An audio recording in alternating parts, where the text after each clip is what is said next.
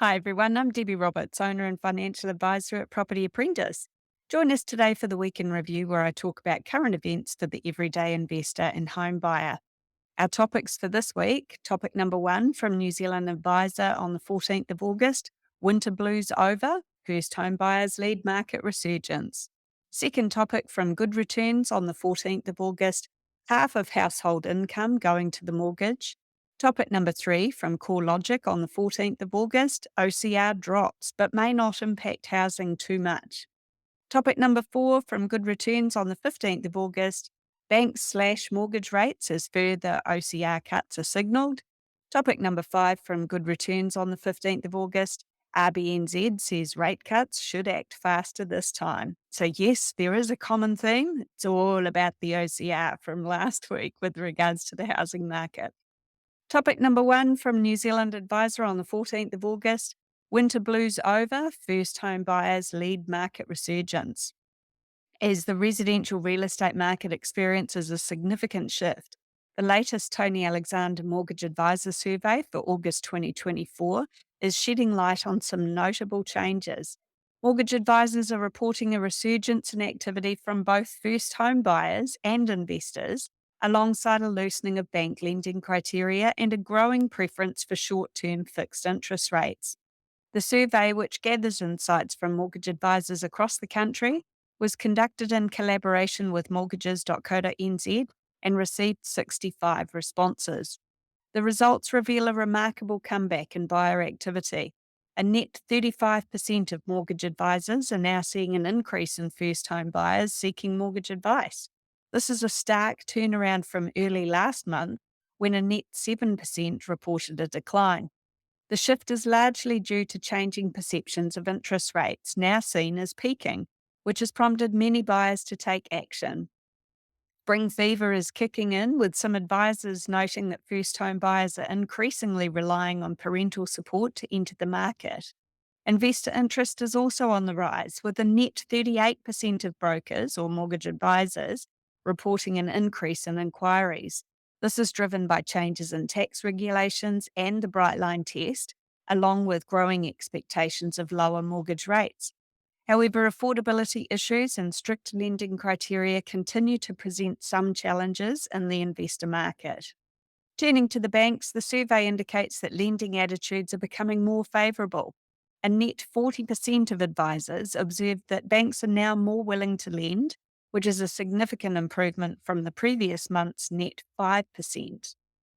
Banks are reportedly easing some of their restrictions, such as lowering test rates and reducing the scrutiny of living expenses. But despite this, advisors are frustrated by slow processing times, with approval times stretching beyond 10 days quite commonly. And finally, the survey highlights a strong preference among borrowers for short-term fixed rates. A staggering 95% of mortgage advisors report that clients are opting for terms of 1 year or less, with many choosing 6-month fixed rates. This trend is driven by widespread anticipation of falling interest rates in the near future. The shift to short-term rates marks a departure from previous trends as borrowers adapt to the current environment of high rates and expected decreases. Second topic from Good Returns on the 14th of August, half of household income going to the mortgage. Recent CoreLogic research reveals that mortgage payments now consume 54% of the median household income, approaching the peak levels of 56 to 57% and significantly above the long-term average of 43%.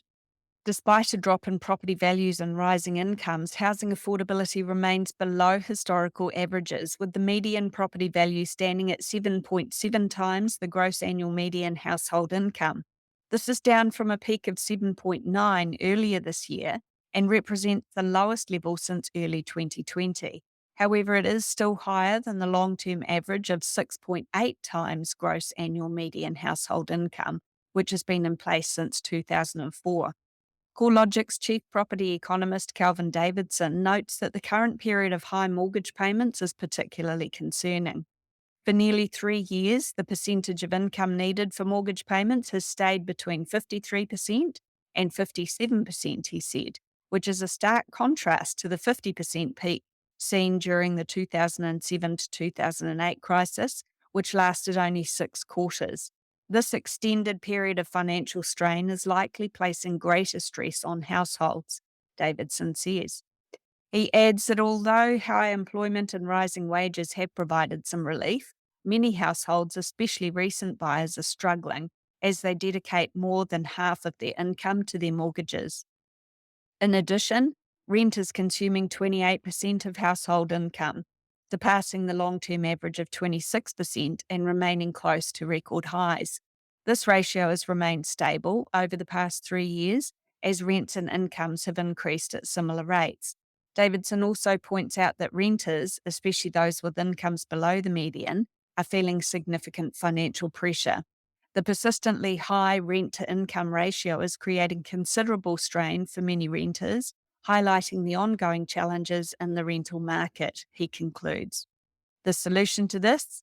We need more landlords providing more rental properties to help balance that rent imbalance that we're seeing in New Zealand at the moment. And obviously, we also need more properties to be built to increase the supply to help bring prices back down to more affordable levels for home buyers as well. If you'd like to learn more about investing in property, join me at one of our free events called How to Succeed with Property Investing. I'll discuss strategies for successful investing from my perspective as a financial advisor and an experienced property investor. And these events are available live, online, or in person in our office in Ellerslie, Auckland. Check out propertyapprentice.co.nz for upcoming dates and register today. We don't sell property, so it's all about increasing your knowledge to reduce your risk. If you've already been to one of our free events and you'd like to find out more about how we can help you to reach your financial goals, you can also book a no obligation phone call or meeting with my husband, Paul Roberts, via the website. Topic number 3 from CoreLogic on the 14th of August, OCR drops but may not impact housing too much. Chief Property Economist Kelvin Davidson breaks down the Reserve Bank of New Zealand's latest decision on the official cash rate, the OCR, and the Monetary Policy Statement, MPS, for August. The Reserve Bank has cut the official cash rate by 0.25%. Yay! Bringing it down to 5.25%. Yay! While not entirely unexpected, some analysts, including Davidson, had anticipated the bank would hold off on a cut until inflation was firmly back within the 1 to 3% target range, myself included.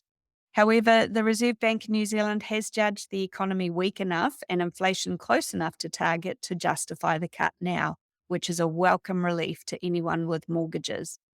As part of the monetary policy statement, the Reserve Bank released detailed economic forecasts that paint a bleaker picture than before, which is the reason that they brought the cut earlier than expected. The central bank now expects the recession to last longer, with employment falling and the unemployment rate peaking at nearly 5.5% by mid-next year. House prices are projected to remain relatively flat for the next year, with any further declines likely to be modest.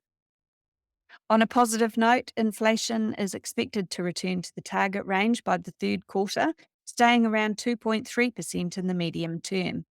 The biggest shift in the forecast is the official cash rate itself, which could drop as much as by 1.25% over the next year, which is a much earlier and steeper decline than previously projected.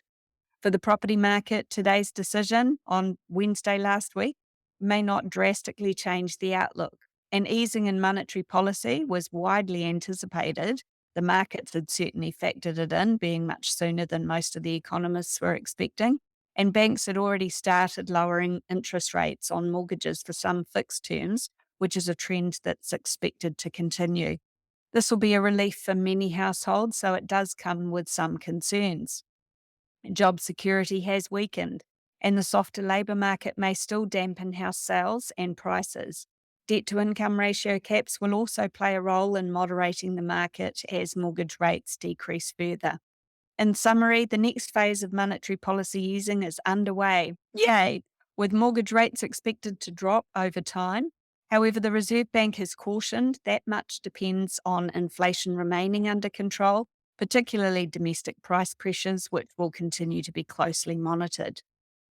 Fourth topic for this week in review from Good Returns on the 15th of August, banks slash mortgage rates as further OCR cuts are signalled.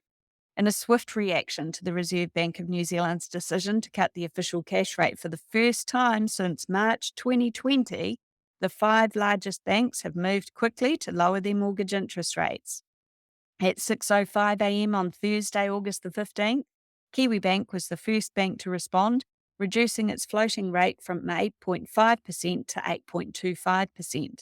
ASB followed suit, cutting its fixed term rates by up to 34 basis points, with the 18-month rate dropping from 6.49 to 6.15%.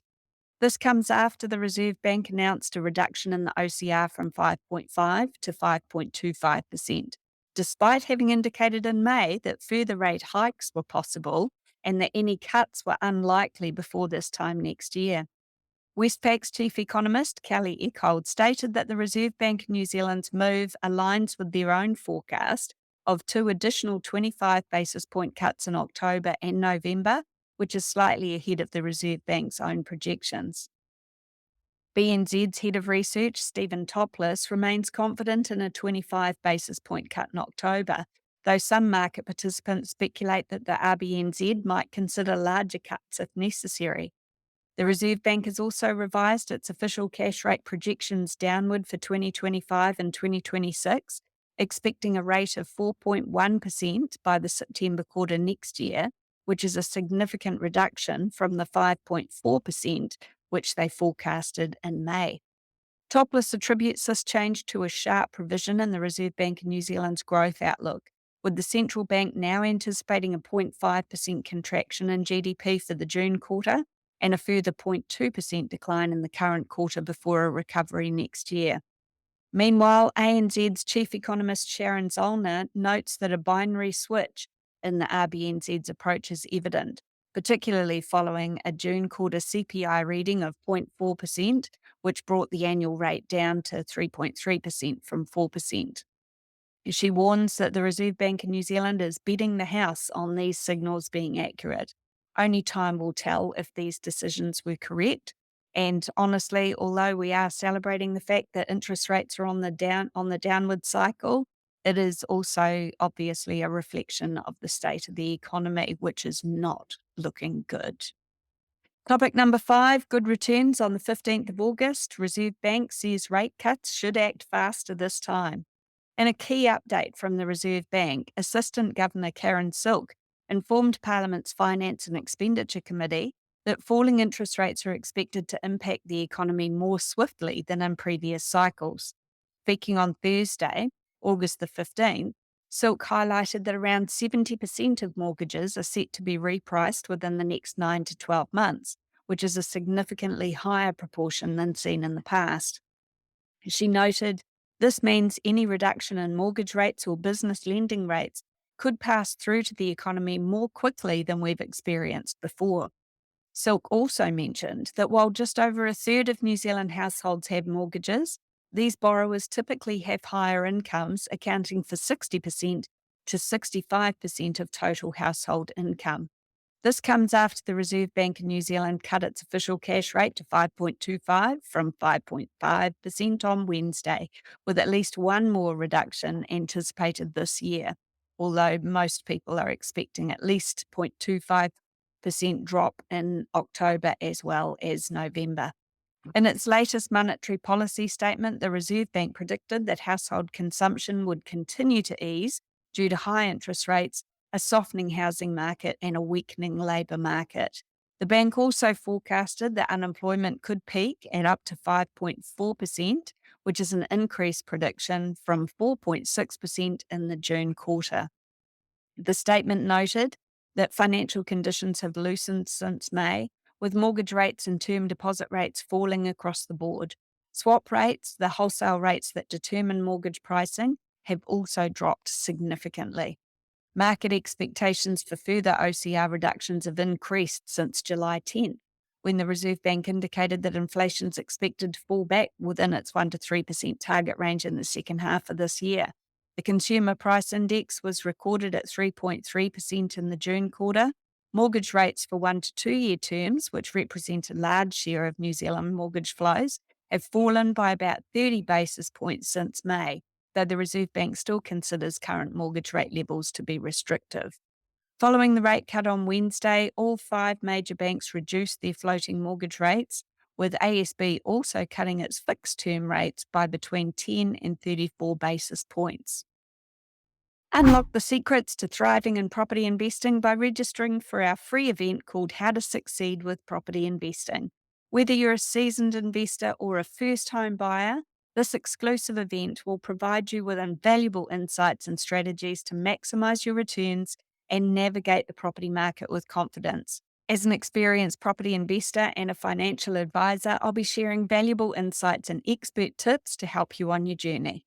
Our free events cater to all levels of property investors and first home buyers. And I'll also tell you more about how we help our clients to achieve their financial goals. So if you're interested in finding out more about what we do, visit propertyapprentice.co.nz today to secure your spot and register for one of our upcoming events. And remember, we don't sell property. Alternatively, book a no obligation phone call or meeting with my husband, Paul Roberts, through our website. Thanks for listening.